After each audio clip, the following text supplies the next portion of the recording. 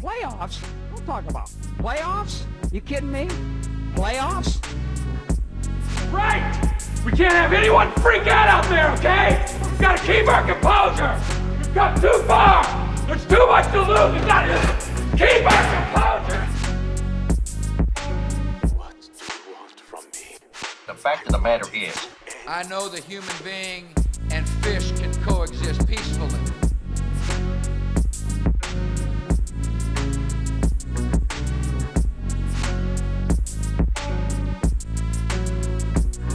now a lot of people are going to be telling you you're crazy, and maybe they're right, but the fact of the matter is. What is going on, everyone? My name is Marcus Rencher, and you are now tuned into episode 3 of the Fact of the Matter podcast. I just want to take this time to thank everyone who is taking the time out of their day to listen to this. I really appreciate you. As I've stated in my previous 2 episodes, this is really important to me. And if I can add anyone, whether it's one person, 10 people, 20 people, 100 people, to really take the time out and listen and be a loyal listener to this show, I mean, it really means a lot more than you can know. So I just wanted to take the time out and just thank you for that. This episode, I want to mix it up a little bit. My previous 2 episodes were primarily about sports, but as I've stated, this show is about anything that's grabbed my attention, that's a major headline in current events today, in every genre, whether it's sports, politics, pop culture, music, or movies. So today's episode, of course, my major knowledge when it comes to all of those genres is in sports, but mix it up a little bit today. I got to touch on Conor McGregor and Floyd Mayweather. We can't talk basketball without talking about Lonzo Ball, LeBron James, obviously. I'm a diehard Knicks fan, as everyone knows at this point, or should know, hopefully. So I got to talk about the Carmelo Anthony drama and just the Knicks drama as a whole. There were some other key events that happened in sports free agency, in the NBA free agency period. So, I got to touch on that. And to finish off the show, I may not have stated yet, but I'm a massive movie buff. Like, I love movies, all genres of movies, anything that really can hold my attention. I'm going to sit there and watch and critique it. And my girlfriend likes to tell me all the time that we can't be out of the movie for more than 5 seconds without me giving my movie critique and giving it a rating. So I figure some of the movies that I've seen in theaters today, up to this point this year, give some reviews. Maybe no spoilers, obviously, and if I do say a spoiler, I'll give a legitimate spoiler alert. But yeah, I'm gonna definitely talk some movies. And today is the day. Today is the day that winter is coming. And if you don't know what that means, I feel sorry for you. No, I'm joking. But if you don't know what that means the season 7 premiere of Game of Thrones is today. And we will get closer to seeing who will sit on the Iron Throne. And the nerd is coming out of me a little bit, but you know what? The world watches Game of Thrones. The entire world watches it, so I don't care if I sound like a nerd at this point. I know you're probably going to watch it, and if not, I'm going to tell you about it. And I'm sure there'll be some people that do listen, get that far in the podcast, that will appreciate my knowledge of Game of Thrones. So yeah, those are all the topics we'll be talking about today, and I'm definitely looking forward to this episode, and let's have some fun. So to get started, where to begin with Conor McGregor and Floyd Mayweather, right? I'm not sure if anyone has watched the World Press Conference Tour, which is basically like a rock concert, a hip-hop concert for these 2 fighters.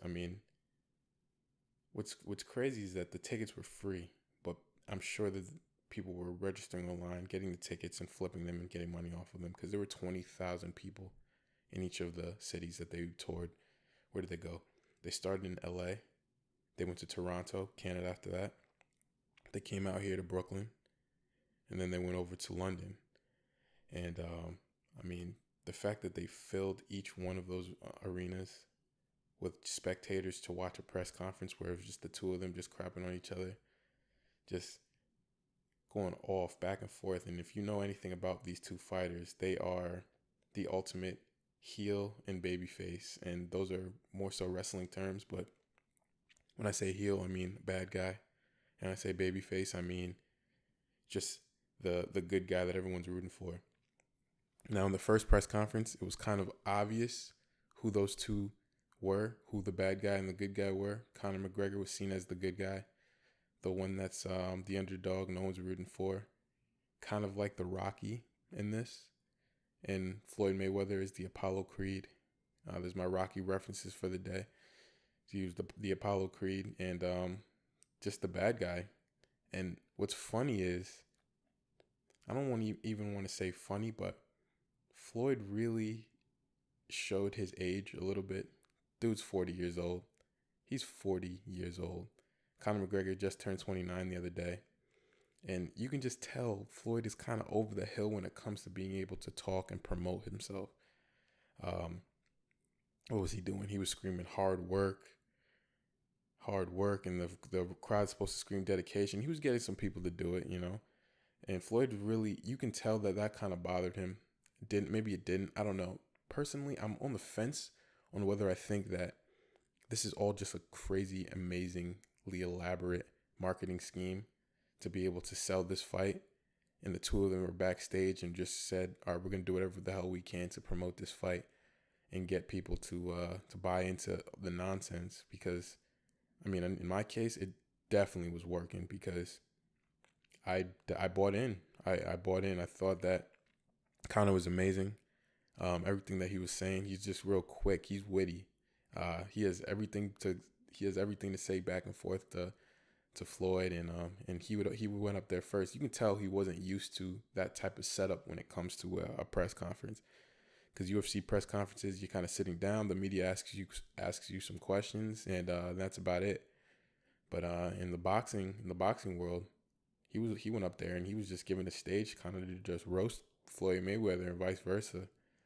And in LA, you can tell it was kind of a little awkward at first, but Conor just eats up that stage, man, and he just loves the spotlight. And if you can't tell already, I'm pulling for Conor. I'm a UFC fan before I'm a boxing fan. And not only that, I think Floyd Mayweather is just a cocky bastard. And I mean, not to say that Conor isn't either. And I know they both have a serious backstory where when they're put in the position where they're at from where they're coming from. I mean, it's a huge story, and they're allowed to be able to boast a little bit, but I still believe that the two of them should be more humble. But this is coming from somebody that's not in the position as them, same position as them, or I don't know. I can only speak for myself, but I don't really like Floyd Mayweather, and the fact that for this fight he's representing black people, like this has become such a black versus white, and I'm going to touch on that shortly. This has become such a black versus white thing. Like when I compared Rocky to Apollo, like that really was kind of a black versus white thing. But Rocky, the movie was centered around Rocky. It's not like the movie was called Apollo. So we can see the black people all rooting for Apollo because you know that damn sure they weren't rooting for Rocky. So to have Conor and having all the white Europeans and white people as a whole rooting for Conor, and the media is turning that into such like a divide when it should just be two people punching each other that make a lot of money, that know how to sell a fight, and they're crossing over from two different sports. I mean, that's the story to me, not the fact that Conor, who is from a completely different culture in Ireland, where they probably use the word boy differently than they do over here in America. In America, white person, I mean, I would highly recommend that you don't call another black person boy, because it's very degrading, and it goes back to the slave times when slave owners used to call grown black men boy to show their superiority and dominance over them.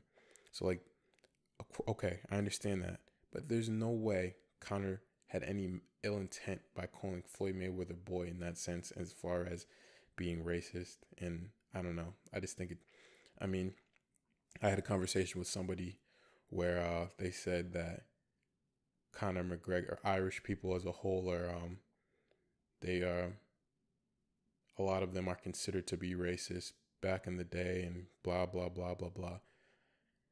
It's so easy to turn this into a race thing. Everything's got to turn into something where you're upsetting somebody else based off of what you're saying. And I tweeted this the other day.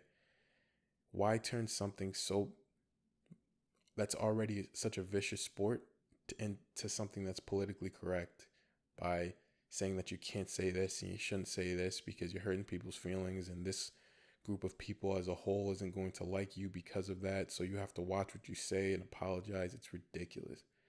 When Mike Tyson was fighting Floyd Mayweather, what was his name? Evander Holyfield. Obviously, I was a little kid. I was probably 1, 2, or 3 years old.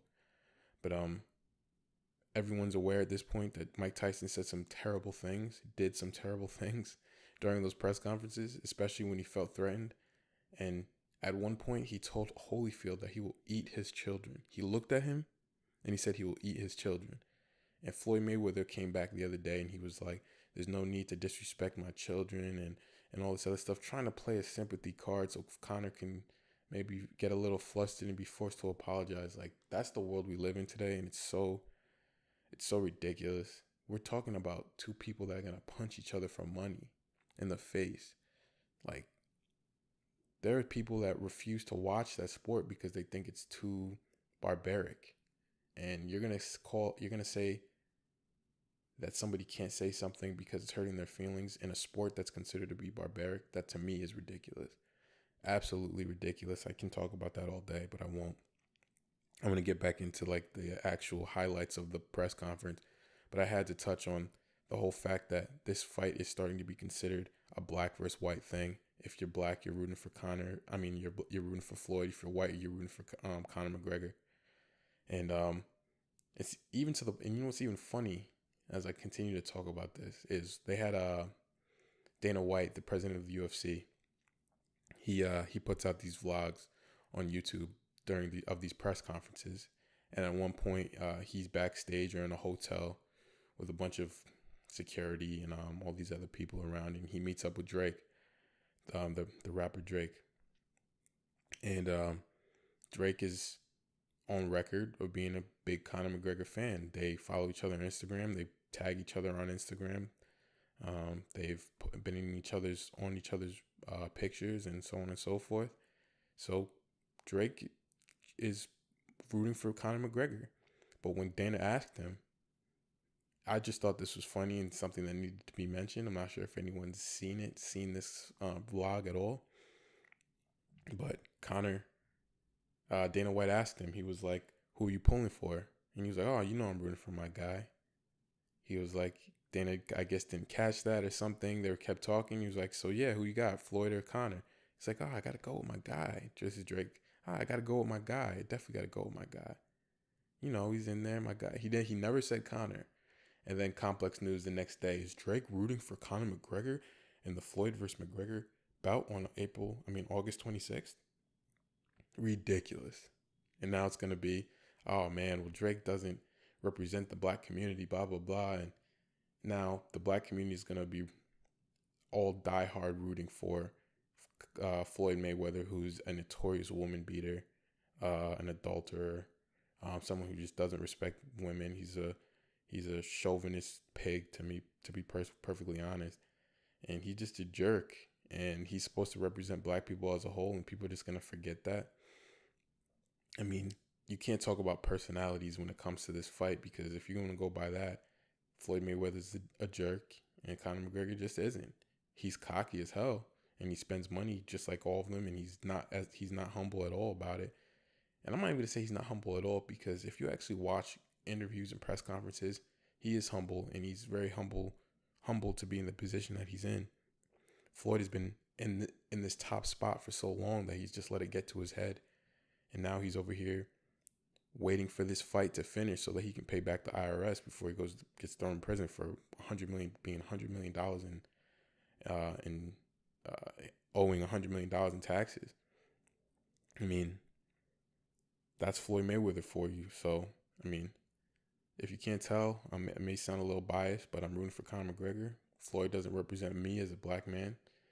I'm not even going off black versus white. I'm going off of who I think is a real fighter compared to somebody that's just a defensive fighter. And just the entertainment aspect alone. I mean, I got to root for him. And throughout the press conference, Conor showed why he's just next up. He had a quick response to everything Floyd said. He was insulting him and making him just look kind of dumb. Conor came out there in a full suit, looking professional. Floyd is out there wearing a tracksuit, with his logo on it, TMT.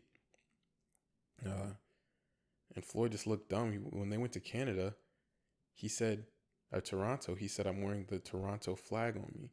The Toronto flag. He had the Canadian flag, the entire country of Canada on his shirt, not the city of Toronto. So he just sounded dumb there. And whenever there was when they were in Toronto, honestly, Floyd was getting less cheers in each city that they went to. Well, not even want to say less cheers. He was getting legitimately booed in London and Toronto. And when they were in Brooklyn, they were kind of cheering for him, but Conor did something very stupid, and I think that he was just kind of playing to the whole he's racist. The he's racist thing by saying that he's half black from the belly button down, and he called out his beautiful black women, and he did some thrusting motion, and he came out. His walkout music was some Biggie song, and he said in a press conference where he said he was trying to have some fun with it. And he can't believe that the media's or anyone's really considering him to be racist, which I agree. But, I mean, he was just pandering to the crowd at that point, pandering to the whole racist talk. And that was the only press conference, the one in Brooklyn, where I felt that it was a little cringeworthy on both their ends. They both just kind of ran out of things to say. And were just really just trying to insult each other to the highest point. And I was ready for that one to end. But in London, Floyd wasn't able to get anything said without the entire crowd chanting in unison, "Pay your taxes," or "Who are you?" or "Please sit down, shut up," or something like that. They were shouting all of those in unison, which was hilarious to me.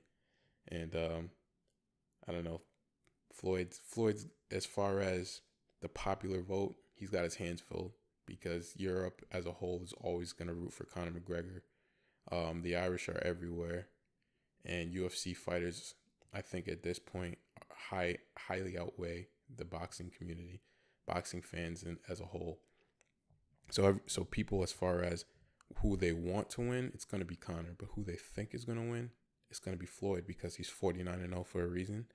He's got a championship mentality, championship boxing mentality. He knows how to train for a championship fight, and this is all new for Conor. But Conor's been seen as an underdog his whole career, and he's come out on top.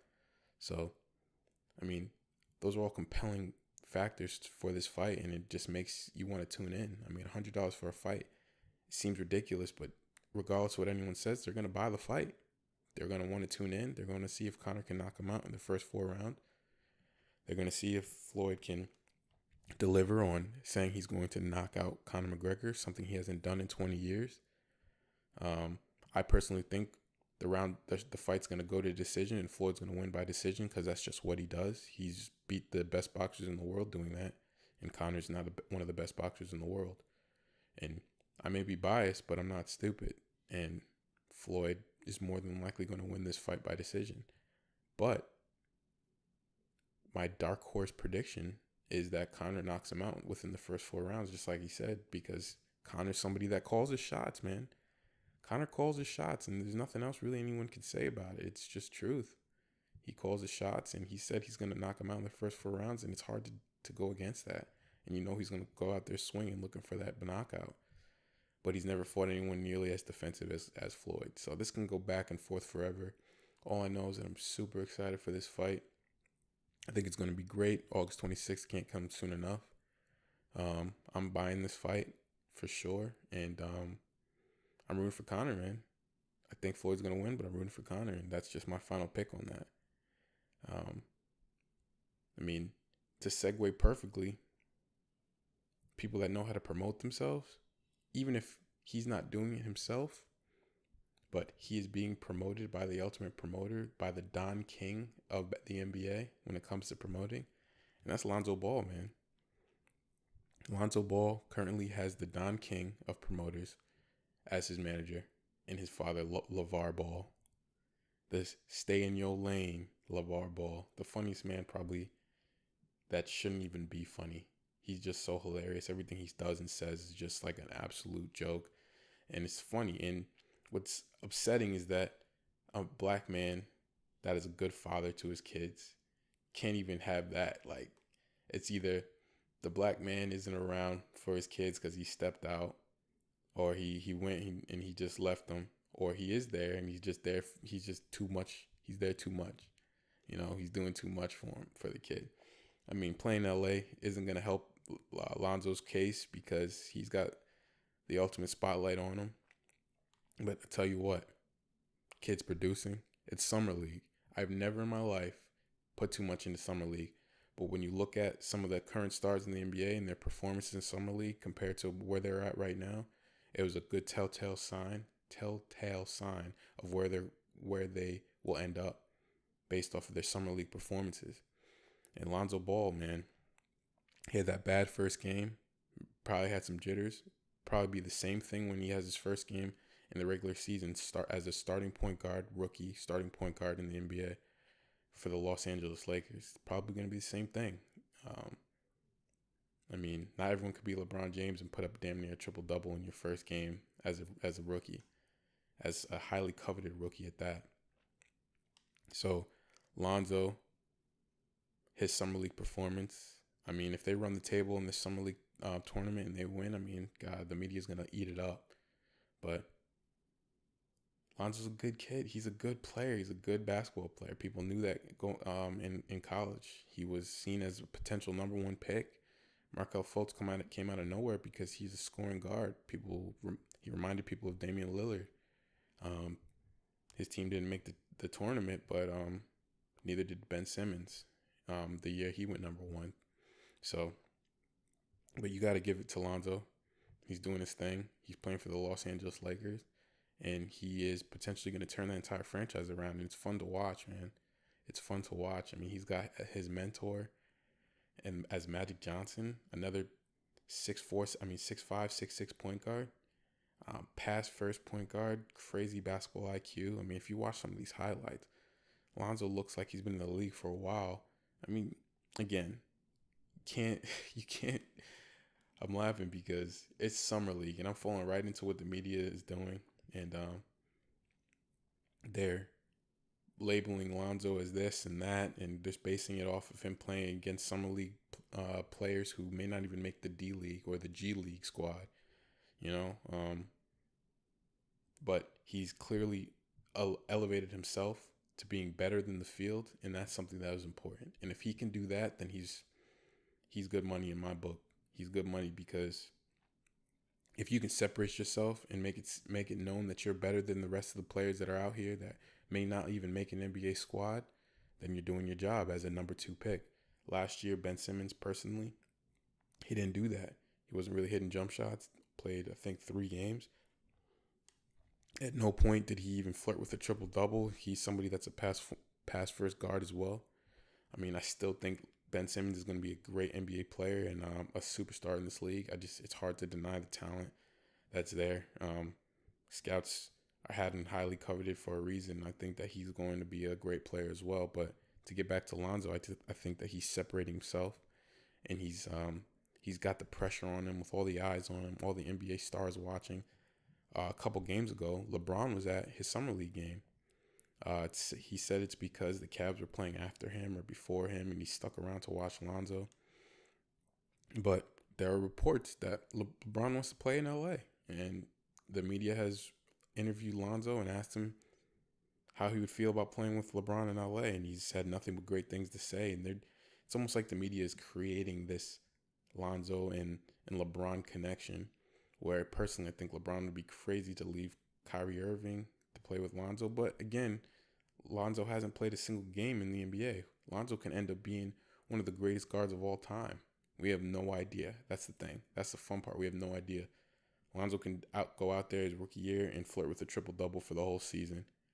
He can also go out there and blow his knee out in game 1. Like, we don't know. We have no idea, but I think Lonzo's going to be a great player, a good player. It's hard for me to tell. It really is, because you have so much spotlight over there in LA.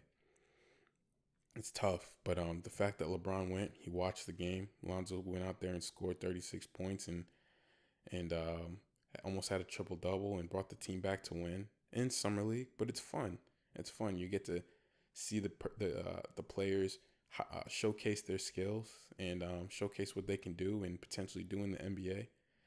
And he's got NBA players watching and caring about what he's doing. And the media's ridiculous coverage of him has made other NBA players, if not jealous, just want to see what the kid's all about. And you got LeBron out there watching. You know that he knew Lonzo. You know that Lonzo knew.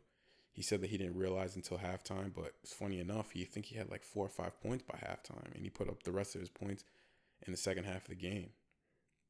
So Lonzo knew LeBron was watching, and he wanted to put a show on for him, and he ended up doing just that with his awkward shot and his real introverted type interviews. He's not really your typical NBA guy. Somebody made a joke on Twitter and said that Lonzo's halftime and post-game interviews are just like the My Players simulated interviews on NBA 2K. And I laughed out loud at that, because if you watch his interviews, he really does. It's just like that. It's like he took it line for line from NBA 2K.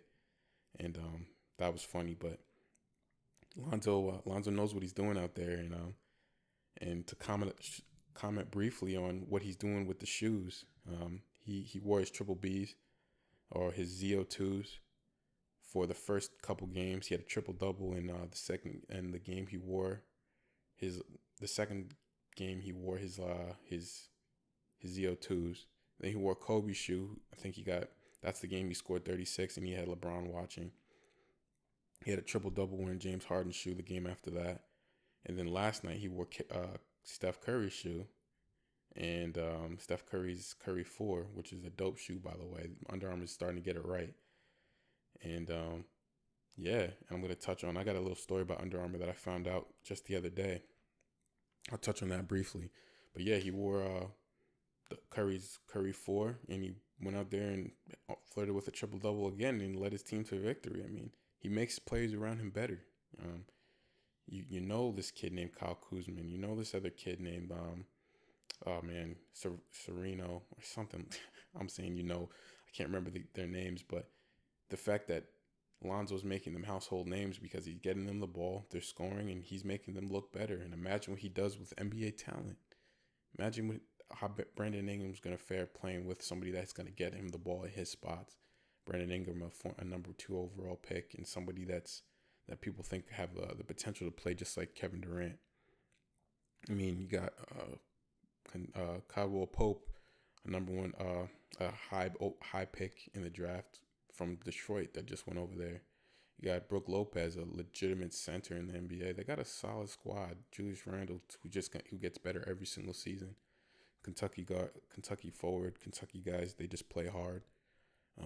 LA's got a solid squad, and they have a bright future. And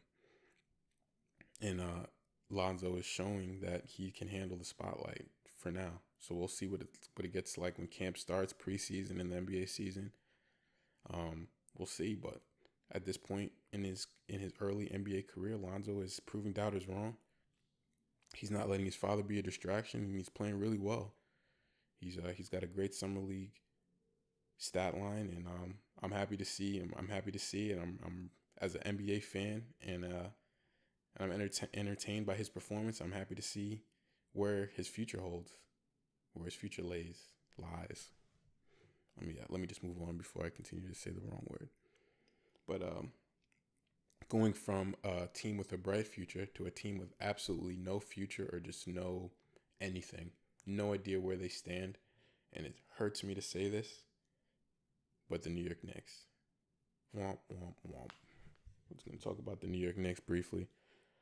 Real quick, let me just plug myself for a little bit because I got my podcast mic. I sound amazing right now, if you can't tell. I love it. I love it. It's probably one of the best purchases I've ever made. I'm gonna plug the equipment a little bit. It's a Blue Yeti mic, USB mic. It's just amazing. It's got multiple settings. And I'd actually sound a little bit more professional today. So shout outs to Marcus and the DOE for giving me a solid paycheck to be able to afford this. I digress. So let's get back to the Knicks. The New York Knicks. The New York Knickerbockers. Drama. Let's just start off by saying they've done absolutely nothing in this free agency period. They've done nothing but get rid of Phil Jackson. Okay, we're all happy about that. The happiness and joy of that lasted for a week, just like I said it would. We're Knicks fans, so we need instant gratification. We need to win now. We need pieces to win right now. Or we want to see the right moves to move toward progression in the right direction. And we're not seeing that. And we had the actual momentum and the ability to do that. They halted all trade talks for Carmelo Anthony. Now, what a lot of Knicks fans don't get, to me, when I'm seeing on Twitter, everyone's mad. Oh, why are the trade talks with Carmelo Anthony halted, on pause, as ESPN like to put it? Well, they just hired a new GM. They hired this dude from Sacramento, Perry. His resume, he's got a solid resume. He's been on some championship teams. He's been on the organization during some championship teams. Or I think it's a championship team with Detroit.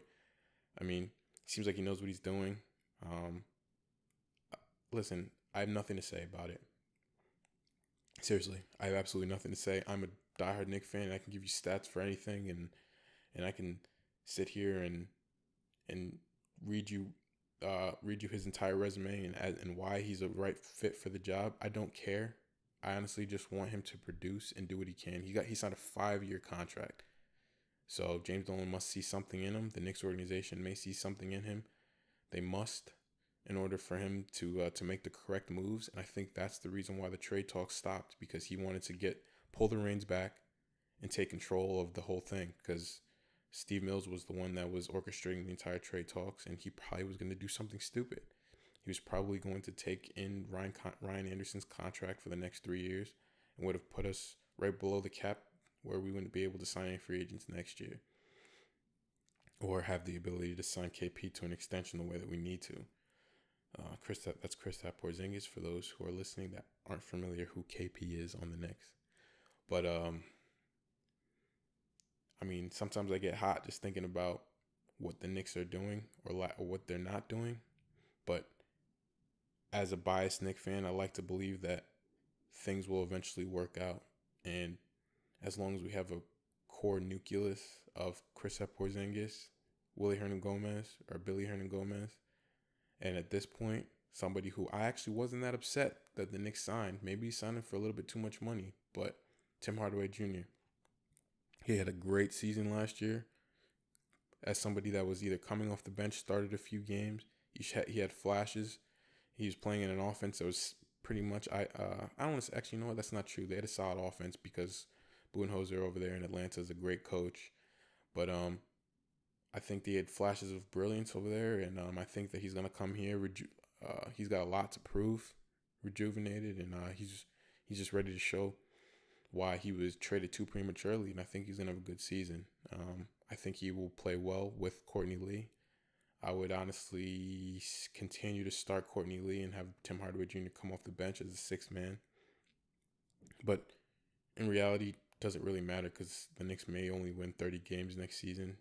I think what's going to end up happening with Melo is that he's going to stay on the team until the trade deadline in February.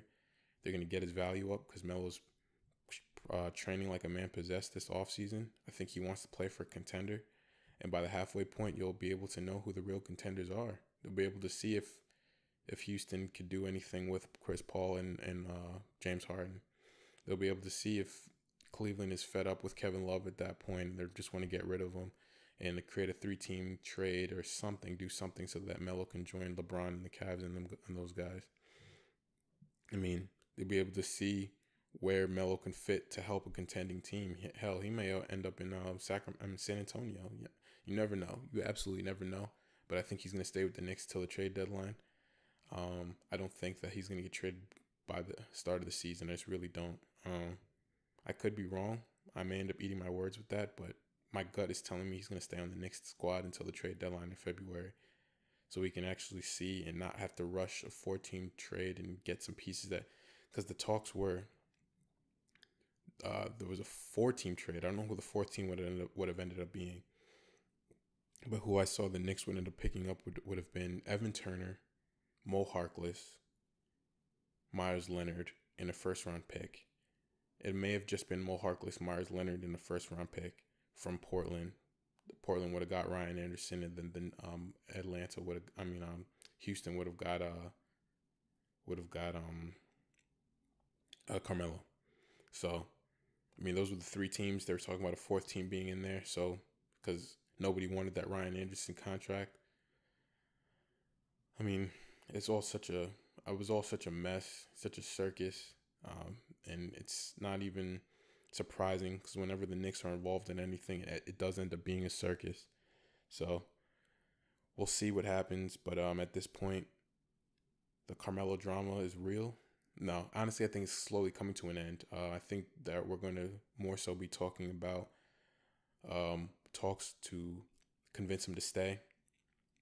It's funny because they had to convince him to waive his no trade clause, and now they're asking him to stay. I have no idea what's going to come of it, but again, as I said, I think Melo's going to stay in the Knicks for at least half the season, put up some big numbers, hit some game winners, prove to people that he's still in his prime and he's still one of the best scorers in NBA history. Get Kristaps Porzingis better, who, by the way, will be in midseason form because he's playing for the national team in Latvia this offseason. I don't remember when those games start. I think it's later next month or towards the beginning of August. That's going to be fun to watch because he's going to tear up that league because he's just a young stud. KP's just the real deal, man. And if you watch any of his training videos on Instagram and YouTube, he looks like to be in great shape. He's getting bigger, getting stronger. His IQ is getting way higher, and I'm just excited that he's a Knick, and I hope that the Knicks can treat him as a star so he's doesn't feel like somebody that needs to leave.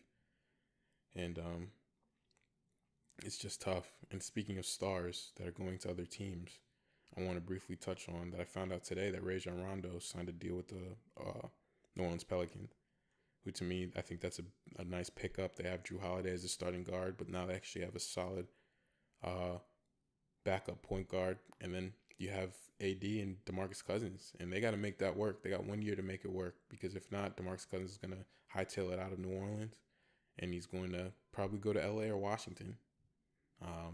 He's going to go to one of those teams. I'm telling you right now, he's going to go to Washington, play with John Wall, who still hasn't signed his contract extension, by the way. He's going to want to go to LA and play with potentially Paul George or LeBron with Lonzo. If you really think that the Lakers aren't going to be back on top and they're going to have about 4 or 5 consecutive seasons not playing well and making the playoffs, you're out of your mind. All these free agents, they want to play in LA. They want to play for Magic Johnson. And they got a solid young nucleus, and I think that's a huge possibility. But New Orleans has a chance to make the playoffs with this team. They may not have the best role players, but they got 4 all-stars on their team. Rondo's an all-star. AD and Cousins and Boogie are all-stars, and Drew Holiday was an all-star. So got to make it work, and they got 1 year to do it, just like OKC's got 1 year to do it. So we'll see. We'll see. The NBA is really fun. It's going to be a fun season. I can't wait to get NBA 2K. Actually, speaking of that, let me briefly talk about this. NBA Live, I think they're having a comeback. NBA Live looks better than NBA 2K this season. Mind you, they haven't had any videos for 2K, but NBA Live looks fantastic compared to 2K17, and looks like they fixed a lot of those flaws. I recommend anyone who's a video game fan or an NBA 2K fan in general to go and check out the previews and the gameplay footage of NBA Live. It does look really great. So with that, since I'm kind of in the media realm, let me briefly give up my review of Spider-Man. Spider-Man actually looks pretty good. What am I saying? I saw Spider-Man already. I'm over here reading my outline. Spider-Man was really good. It was really good. It was a great reboot. It was definitely a Marvel Studios movie. The way that they had the ups and downs, they had the humor in there. They just took over Spider-Man from the Sony craziness that they had with the Andrew Garfield rendition of Spider-Man and the Tobey Maguire rendition of Spider-Man that took a downfall after the second one. So I think Tom Holland is a great pick for Spider-Man, another Brit, but somebody that he actually fits the character of Peter Parker as a high schooler. And I think that they've got a good few movies that they can actually do. Now, a lot of people are unhappy with Michelle being Mary Jane, the lack of being a redhead and all the other nonsense. Listen, Marvel is changing things up. They're doing things differently. You got to just, all the old super crazy Spider-Man fans that are like, well, that's not how Mary Jane is supposed to look and sound, and she's a blah, blah, blah, blah. Come on. Like, just get with the times. Things are just going to change. We got, I don't know. There are characters that are just different in this style of Marvel movies. You got to just deal with it. I think the movie was great. If I were going to give it a rating out of 5 stars, I'm going to kind of start doing segments where I give the movies a rating out of 5 stars. I also didn't want to give any spoilers, but let me tell you that Michael Keaton still got it. He's a great actor.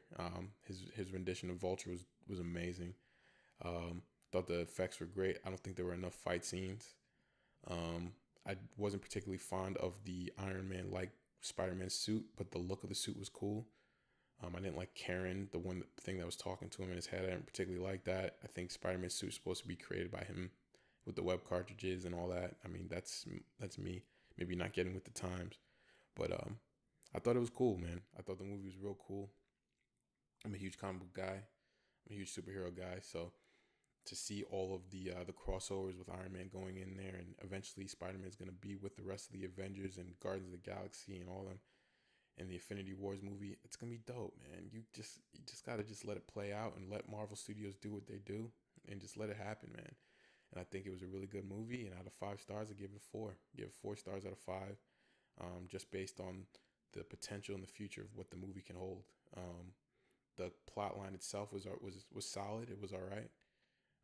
The setting going back and forth into LA, and I think the bad guys slowly introducing a couple bad guys like Scorpion and Shocker was cool because they're just classic Spider-Man villains. So I think Spider-Man gets a 4 out of 5, and I think the future is bright when it comes to the relationship between Sony and Marvel Studios and Disney to just get these Spider-Man movies out back to back to back and just get as many as they can. Tom Holland's a young kid. Just get him out there, man. Get some movies going, you know? So, I mean, I love movies as much as I would like to talk about as many movies as I can right now and give as many ratings as I'd like. Got to slowly wrap things up a little bit for this episode 3 of The Fact of the Matter. And I can't end without talking about Westeros, the Iron Throne, the Mother of Dragons, King of the North, and Tyrion Lannister, the dwarf, who is probably my favorite character in all of Game of Thrones. I mean, man, listen. I'm just gonna give a prediction, and I'm gonna end it. I'm gonna end with that. Khaleesi is going to be. I think she's gonna get the Iron Throne at the end of the season. I think she's got 3 dragons. She got 1 giant one and 2 smaller ones. Who's gonna beat that? I think that Jon Snow they're going to fully talk about the story that he's actually not Ned's bastard and he's actually Ned's sister's son who he was trying to keep secret. And I think that's awesome. So he's no longer a bastard. He actually has rightful heir. He's a rightful heir to the throne, which is awesome to me. And I think that, what's her name? Man, see, that's what Game of Thrones does. They have that whole year gap and they force you to just remember everything. But I think that, oh my my God, I can't remember her name. Give me a second. Lannister. Jaime Lannister's sister wife. God, I'm doing so terrible with this first review of Game of Thrones. But hey, every week I'm gonna do a review of the previous episode, so I'm gonna have the characters down.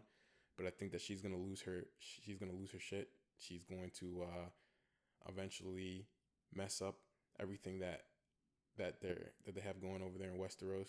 God, this is the worst review ever. It's the end of the show. I'm trying to wrap up quickly. But let me just say that Jon Snow is awesome. I think those zombie White Walkers are dope, and that they're gonna fight with the wildlings and the rest of the Northern Army. I think that Bran, he's gonna show his powers, and he's gonna do something with that and fight those White Walkers. This is the most ghetto review and predictions for Game of Thrones. But I'm kind of on the hot seat a little bit. Kind of feel a little pressure to give the proper predictions for the show, but I guess I should have watched a recap of seasons 1 through 6 before I decided to do this. But hey, listen, next week be prepared for a legitimate review of episode 1 of season 7 of Game of Thrones. I hope everyone enjoys it just as much as I do, and I hope everyone enjoys the rest of their day. And once again, I thank you for listening to episode 3 of The Fact of the Matter. And hey, man, go Knicks.